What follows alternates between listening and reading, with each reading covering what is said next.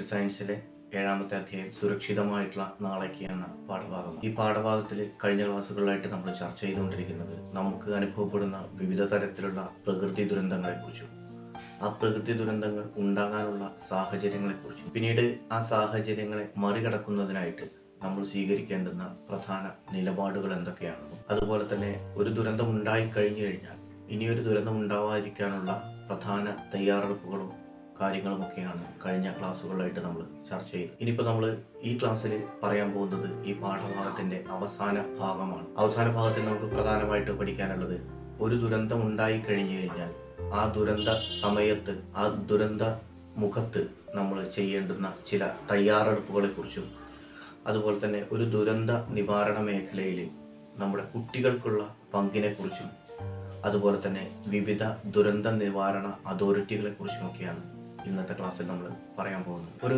ദുരന്തം ഉണ്ടായിക്കഴിഞ്ഞാൽ ആ ദുരന്തത്തിന് നമ്മൾ എടുക്കുന്ന തയ്യാറെടുപ്പുകൾ, രക്ഷാപ്രവർത്തനം മുതൽ പുനരധിവാസം വരെയുള്ള കാര്യങ്ങളെ കുറിച്ചിട്ടാണ് നമ്മൾ ആദ്യം പറയാൻ പോകുന്നത്. പിന്നീട് നമ്മുടെ ദുരന്ത നിവാരണ മേഖലയിൽ നമ്മുടെ വിദ്യാർത്ഥികൾക്കുള്ള പങ്കിനെ കുറിച്ചാണ്. അതുപോലെ തന്നെ ഇനിയൊരു ദുരന്തം ഉണ്ടാവാതിരിക്കാൻ ദുരന്തങ്ങളെ നേരിടാനും വേണ്ടിയിട്ട് സർക്കാർ ഒരുക്കിയിട്ടുള്ള ദുരന്ത നിവാരണ അതോറിറ്റികളെ കുറിച്ചുമൊക്കെയാണ് നമ്മൾ ഇന്നത്തെ ക്ലാസ്സിൽ പറയുന്നത്. അപ്പോൾ നമുക്ക് പാഠഭാഗത്തേക്ക് പ്രവേശിക്കാം. ഒരു ദുരന്ത നിവാരണ പ്രവർത്തനങ്ങൾക്ക് ഡിസാസ്റ്റർ മിറ്റിഗേഷൻ മെഷേഴ്സിന് പ്രധാനമായും 3 ഘട്ടങ്ങളാണ്, 3 സ്റ്റേജസ് ആണുള്ളത്. അതാണ് ഒന്ന് രക്ഷാപ്രവർത്തനം, റെസ്ക്യൂ ഓപ്പറേഷൻ, ആളുകളെ രക്ഷപ്പെടുത്തുക. മറ്റൊന്ന് പുനരധിവാസം, റീഹാബിലിറ്റേഷൻ, ആളുകളെ മാറി താമസിപ്പിക്കുക. മറ്റൊന്ന് പ്രിപ്പയർനെസ് അഥവാ തയ്യാറെടുപ്പ്. ഈ 3 കാര്യങ്ങളാണ് ഉള്ളത്. അത് ഞാൻ ഒന്ന് പറയാം. അതായത് ഒരു ദുരന്തം ഉണ്ടായിക്കഴിഞ്ഞാൽ, ഒരു ഡിസാസ്റ്റർ ഉണ്ടായിക്കഴിഞ്ഞാൽ നമ്മൾ എന്ത് ചെയ്യണം? വെള്ളപ്പൊക്കം ഉണ്ടായിക്കഴിഞ്ഞാൽ നമ്മൾ രക്ഷാപ്രവർത്തനം നടത്തണം. അവിടെയുള്ള ആളുകളെ പോയി ആ വീടുകളിൽ നിന്ന്, വെള്ളം കയറിയ വീടുകളിൽ നിന്ന് ആളുകളെ രക്ഷിക്കണം. അതൊരു ഘട്ടം. രണ്ടാമതായി ആ രക്ഷിച്ച ആളുകളെ റീഹാബിലിറ്റേഷൻ നടത്തണം, പുനരധിവസിപ്പിക്കണം. അവരെ കൊണ്ടുപോയി നല്ല വേറെ സ്ഥലങ്ങളിൽ, പിന്നെ ദുരിതാശ്വാസ ക്യാമ്പുകൾ, റെസ്ക്യൂ ഹോംസിൽ ഒക്കെ കൊണ്ടുപോയി താമസിപ്പിക്കണം. ഈ ദുരിതം മാറുന്നത് വരെ അവിടെ താമസിപ്പിക്കണം.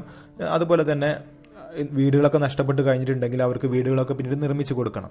ഇനി 3ാമത്തെ ഘട്ടമാണ് തയ്യാറെടുപ്പ്. വീണ്ടും ഒരു ദുരന്തം ഉണ്ടാവുകയാണെങ്കിൽ നമ്മൾ അതിനെതിരെ മുൻകൂട്ടി തയ്യാറായി ഇരിക്കണം. അടുത്ത വർഷമൊക്കെ ഇങ്ങനെ ദുരന്തം ഉണ്ടാവുകയാണെങ്കിൽ അതിനുവേണ്ട സജ്ജീകരണങ്ങളും, ഇപ്പോൾ വെള്ളപ്പൊക്കമാണെങ്കിൽ അതിനെ രക്ഷിക്കാനുള്ള ഉപകരണങ്ങളും കാര്യങ്ങളും ഒക്കെ തയ്യാറാക്കിക്കൊണ്ട് അതിനുള്ള സജ്ജീകരണം നമ്മൾ ഇപ്പോൾ തന്നെ തയ്യാറാക്കി വെക്കണം. അപ്പം എങ്ങനെയാണ് ദുരന്ത നിവാരണത്തിന്റെ സ്റ്റേജുകൾ എന്ന് പറയുന്നത്? അതായത് ഒരു ഡിസാസ്റ്റർ നടക്കുന്നു, അപ്പം നമ്മുടെ ആളുകൾ എന്ത് ചെയ്യുന്നു? അവിടെ റെസ്ക്യൂ ഓപ്പറേഷൻ നടത്തുന്നു, രക്ഷാപ്രവർത്തനം നടത്തുന്നു. എന്നിട്ട് അവിടെയുള്ള ജനങ്ങളെല്ലാം റീഹാബിലിറ്റേഷൻ നടത്തുന്നു, അതായത് അവർക്ക് താമസിക്കാനുള്ള സ്ഥലങ്ങൾ ഒരുക്കി കൊടുക്കുന്നു. പിന്നീട് എന്ത് ചെയ്യുന്നു? അടുത്ത ദുരന്തം ഉണ്ടാകുന്ന സമയത്ത് എങ്ങനെയാണ് കാര്യങ്ങൾ തീരുമാനിക്കുക, അതിനെക്കുറിച്ചുള്ള ഒരു തയ്യാറെടുപ്പ്, പ്രിപ്പയർനെസ് നടത്തുന്നു. മുൻകരുതലൊക്കെ എടുത്തുകൊണ്ട് ആളുകളെ ബോധവൽക്കരിച്ചുകൊണ്ടുള്ള തയ്യാറെടുപ്പൊക്കെ നടത്തി വയ്ക്കുന്നു. ഇനി അടുത്തത് ദുരന്ത നിവാരണത്തിൽ കുട്ടികളുടെ പങ്ക്, role of children in disaster management. അതായത് ഒരു നമ്മുടെ നാട്ടിലോ മറ്റോ പ്രദേശത്തൊക്കെ ദുരന്തം ഉണ്ടായിക്കഴിഞ്ഞാൽ, ഡിസാസ്റ്റർ ഉണ്ടായിക്കഴിഞ്ഞാൽ അത് കുട്ടികൾക്ക് എന്തെങ്കിലും ചെയ്യാൻ പറ്റുമോ എന്നാണ് ചോദ്യം. തീർച്ചയായും കുട്ടികൾക്കൊക്കെ ഒരുപാട് കാര്യങ്ങൾ ചെയ്യാൻ കഴിയും. അതാണ് പറയുന്നത്. ഒന്നാമതായി ലഘുലേഖകൾ, നോട്ടീസുകൾ ഇതൊക്കെ വിതരണം ചെയ്യുക. ദുരന്തത്തിനെ കുറിച്ച് ജനങ്ങളെ ബോധവൽക്കരിച്ചുകൊണ്ട് പാംഫ്ലെറ്റ്സ് അതുപോലെ തന്നെ നോട്ടീസുകളൊക്കെ വിതരണം ചെയ്യുക. അതുപോലെ തന്നെ പോസ്റ്റർ പ്രദർശനം നടത്തുക, ദുരന്തത്തെക്കുറിച്ചുള്ള മുന്നറിയിപ്പുകളുള്ള പോസ്റ്റർ പ്രദർശനം നടത്തുക. അതുപോലെ ശാസ്ത്രീയ ഭൂവിനിയോഗം സംബന്ധിച്ച ബോധവൽക്കരണം, സയന്റിഫിക് ലാൻഡ് യൂസസ് സംബന്ധിച്ച ബോധവൽക്കരണം നടത്തുക. അതായത് കുന്നിൻ ചെരുവുകളിൽ വീട് വെക്കരുത്, പുഴയോരത്തെ വീട് വെക്കരുത്, വയലിൽ മണ്ണിട്ട് നികത്തരുത്, കുന്നിടിക്കരുത്, ഇങ്ങനെയുള്ള കാര്യങ്ങളൊക്കെ ജനങ്ങൾക്ക് പറഞ്ഞ് ബോധ്യപ്പെടുത്തി കൊടുക്കുക. അടുത്തതായി കുട്ടികൾക്ക് ചെയ്യുമ്പോൾ മറ്റൊരു കാര്യമാണ് രക്ഷാപ്രവർത്തനങ്ങളിൽ ഏർപ്പെടുക. അതായത് റെസ്ക്യൂ ഓപ്പറേഷനുകളിൽ ഏർപ്പെടുക. ആളുകൾ പ്രയാസപ്പെടുകയാണെങ്കിൽ അവരെ സഹായിക്കുക, വെള്ളപ്പൊക്കത്തിൽപ്പെട്ട ആളുകളെ വീടുകളിൽ നിന്ന് രക്ഷിക്കുക. അങ്ങനെയുള്ള കാര്യങ്ങളിലൊക്കെ കുട്ടികൾക്കും നീന്തൽ അറിയുന്ന ആളുകൾക്കൊക്കെ ആളുകളെ സഹായിക്കാൻ സാധിക്കും. അവർക്ക് വേണ്ട, അതുപോലെ തന്നെ ഈ വെള്ളപ്പൊക്കത്തിൽ പെട്ടുകൊണ്ട് വീട് നഷ്ടപ്പെട്ട് ദുരിതാശ്വാസ ക്യാമ്പിൽ, റെസ്ക്യൂ ഹോമിൽ കഴിയുന്ന ആളുകൾക്ക് എന്തെത്തിച്ചു കൊടുക്കാം? കുട്ടികൾക്ക് അവർക്ക് വേണ്ട ഭക്ഷണം എത്തിച്ചു കൊടുക്കാം, അവർക്ക് വേണ്ട മരുന്ന് എത്തിച്ചു കൊടുക്കാം, അവർക്ക് വേണ്ട വസ്ത്രങ്ങൾ എത്തിച്ചു കൊടുക്കാം, അവരെ സഹായിക്കാം, അവർക്ക് കിടക്കാനുള്ള പുതപ്പുകൾ, വിരിക്കാനുള്ള അങ്ങനെയുള്ള കാര്യങ്ങളൊക്കെ നമുക്ക് എത്തിച്ചു കൊടുക്കാം. അതുപോലെ തന്നെ നമുക്ക് ചെയ്യുമ്പോൾ മറ്റൊരു കാര്യമാണ് ദുരിതാശ്വാസ ക്യാമ്പുകൾ, റെസ്ക്യൂ ഹോമുകൾ, സുരക്ഷാ ഹോമുകൾ, ദുരിതാശ്വാസ ക്യാമ്പുകൾ ദുരിതാശ്വാസ ക്യാമ്പുകൾ അഥവാ റിലീഫ് ക്യാമ്പ്സ് ഒക്കെ സന്ദർശിക്കുക. റിലീഫ് ക്യാമ്പ്സ് എന്ന് പറയും ദുരിതാശ്വാസ ക്യാമ്പിന്. അത്തരം ക്യാമ്പുകൾ സന്ദർശിച്ച് കഴിഞ്ഞാൽ നമുക്ക് അവിടെ കുട്ടികളുണ്ടാവും, പ്രായമായ ആളുകളുണ്ടാവും, സ്ത്രീകളുണ്ടാവാം, എല്ലാവരും ഉണ്ടാകാം. അപ്പോൾ അവിടെയൊക്കെ സന്ദർശിച്ചുകൊണ്ട് അവർക്ക് വേണ്ട അവരെ മനസ്സിനൊക്കെ സമാധാനിപ്പിക്കാൻ വേണ്ടിയുള്ള കാര്യങ്ങളൊക്കെ നമുക്ക് വേണമെങ്കിൽ പാട്ട് പാടാം, അങ്ങനെയുള്ള അവർക്കൊക്കെ ഒരു എൻജോയ്മെന്റ് കൊടുക്കാൻ വേണ്ടി അവരുടെ സങ്കടം മാറ്റാൻ വേണ്ടിയുള്ള ശ്രമങ്ങളിലൊക്കെ പങ്കെടുക്കുക. അതുപോലെ തന്നെ അവർക്ക് വേണ്ട സൗകര്യങ്ങൾ, അവർക്ക് വേണ്ട തൊട്ടിലുകൾ, കുട്ടികൾക്ക് കളിപ്പാട്ടങ്ങൾ, ഡ്രസ്സുകൾ, മരുന്നുകൾ, വസ്ത്രങ്ങൾ, ഭക്ഷണം ഉണ്ടാക്കി കൊടുക്കാം, അവരെ സഹായിക്കാം. ഇങ്ങനെയുള്ള കാര്യങ്ങളൊക്കെ നമുക്ക് കുട്ടികൾക്ക് ചെയ്യാൻ സാധിക്കും. നമ്മുടെ കേരളത്തിന്റെ ഒരു പ്രത്യേകത എന്ന് പറഞ്ഞു കഴിഞ്ഞാൽ നമ്മുടെ കേരളക്കാർ ഇങ്ങനെയുള്ള അപകടങ്ങൾ ഉണ്ടാകുന്ന സമയത്ത് നമ്മൾ മനസ്സറിഞ്ഞ് സഹായിക്കും. അവിടെ നമുക്ക് ജാതിയോ മതമോ വർഗമോ നിറമോ പ്രദേശമോ പണക്കാരനോ പാവപ്പെട്ടവനോ ഒന്നും ഒരു പ്രശ്നമല്ല. നമ്മൾ കേരളക്കാർ എല്ലാത്തിനും ഒരുമിച്ച് ഒറ്റക്കെട്ടാണ്. ഏത് പ്രശ്നമുണ്ടായി അതിനുള്ള തെളിവാണ് നമ്മുടെ കഴിഞ്ഞ വെള്ളപ്പൊക്കം ഉണ്ടായപ്പോഴും ഉരുൾപൊട്ടൽ ഉണ്ടായപ്പോഴും നമ്മുടെ നിലമ്പൂരിലുണ്ടായി, വയനാട്ടിലുണ്ടായി, അതുപോലെ എറണാകുളം, ഇടുക്കി ആ ഭാഗത്തൊക്കെ വെള്ളപ്പൊക്കം ഉണ്ടായ സമയത്തൊക്കെ നമ്മൾ കേരളം ഒരു മനസ്സായിട്ടാണ്, ഒറ്റക്കെട്ടായിട്ടാണ് ഈ ദുരന്തങ്ങളെ നമ്മുടെ മത്സ്യത്തൊഴിലാളികൾ, നമ്മുടെ പട്ടാളക്കാർ, നമ്മുടെ പോലീസുകാരും, നമ്മുടെ എല്ലാ സാധാരണക്കാരും എല്ലാം ചേർന്നുകൊണ്ടാണ് നമ്മുടെ കേരളത്തെ അതിൽ നിന്ന് കരകയറ്റിയത്. അപ്പോൾ നമ്മുടെ കേരളം അതിൻ്റെ കാര്യത്തിൽ പൊളിയാണ്. ഇനി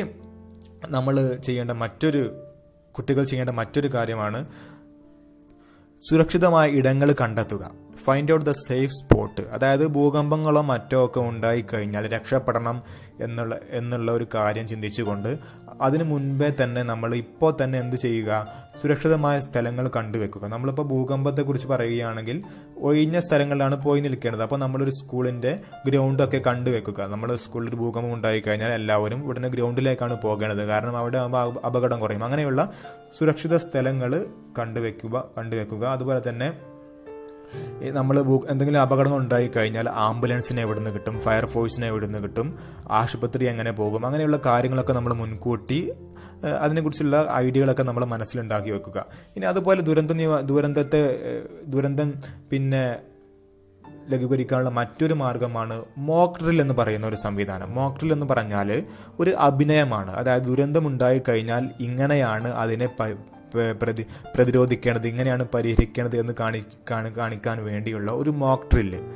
അതായത് നമുക്കിപ്പോൾ സ്കൂളിൽ ഒരു മോക്ക് ഡ്രിൽ നടത്തുകയാണ്, എന്ത് ചെയ്യാം, ഒരു ഭൂകമ്പം ഉണ്ടാകുന്ന സമയത്ത് എന്ത് ചെയ്യാമെന്നതിനെ സൂചിപ്പിച്ചുകൊണ്ട് നമുക്ക് എല്ലാ കുട്ടികളും ടീച്ചേഴ്സും എല്ലാം കൂടി എങ്ങോട്ട് ഓടുന്നു, ഗ്രൗണ്ടിലേക്ക് ഓടുന്നു, ഗ്രൗണ്ടിൽ ഒരു ഭാഗത്ത് പോയി നിൽക്കുന്നു, അതുപോലെ തന്നെ ആംബുലൻസ് വരുന്നു, ഫയർഫോഴ്സ് വരുന്നു, ആളുകളെ വീട്ടിലേക്ക് കൊണ്ടുപോകും, അങ്ങനെ ഒഴിഞ്ഞ സ്ഥലങ്ങളിലേക്ക് കൊണ്ടുപോകുന്നു. അപ്പോൾ നമ്മൾ അഭിനയിക്കുകയാണ്. അപ്പോൾ ഇതിനെയാണ് മോക്ക് ഡ്രിൽ. ഇവിടെ എന്താണ്, ശരിക്ക് ഭൂകമ്പം നടക്കുന്നില്ല, നമ്മൾ അഭിനയിച്ച് കാണിക്കുകയാണ്. നമുക്കൊരു ഒരു ട്രെയിനിങ്ങിന് ഭാഗമായിക്കൊണ്ട് നമ്മളൊരു പ്രാക്ടീസ് ചെയ്യുകയാണ്.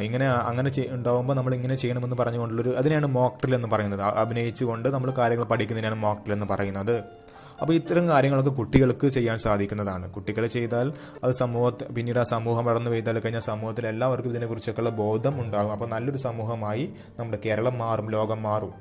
ഇനി പറയുന്നത് ദുരന്ത നിവാരണത്തിനുള്ള, ഡിസാസ്റ്റർ മാനേജ്മെന്റിനുള്ള സർക്കാർ മെക്കാനിസം, ഗവൺമെന്റ് ഏജൻസികൾ എന്തൊക്കെയാണ്, സർക്കാരിന്റെ ഭാഗത്തു നിന്ന് സർക്കാരിന്റെ കീഴിൽ എന്തൊക്കെ ഏജൻസികൾ ഇതിനു വേണ്ടി പ്രവർത്തിക്കുന്നുണ്ട് എന്നാണ് പറയുന്നത്.